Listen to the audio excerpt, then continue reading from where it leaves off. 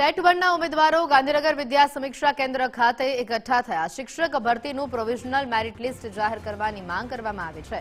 ભરતી પ્રક્રિયાનું સંપૂર્ણ સ્કેડ્યુલ જાહેર કરવાની માંગ કરવામાં આવી છે।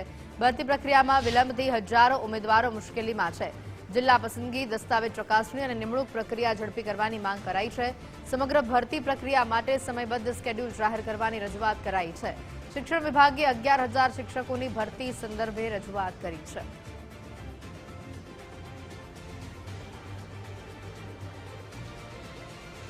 આ વિદ્યા સહાયકની ભરતી જ્યારે ચોથા મહિનામાં આપવામાં આવી એ વખતે બધાના ફોર્મ ભરાઈ દીધેલા છે અને છતાં પણ અત્યાર સુધી હાલની તારીખ સુધી કોઈ પણ પ્રક્રિયા આગળ વધારવામાં આવી નથી।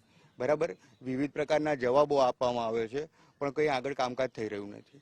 એટલા માટે અમે ઉગ્ર આંદોલન કરવા માટેની ગણતરી અમારી છે જ। અત્યારે આવેદન આપીશું અને જો અમારા આવેદન પર ધ્યાન આપવામાં નહીં આવે તો અતિ ઉગ્ર આંદોલન કરવામાં આવશે।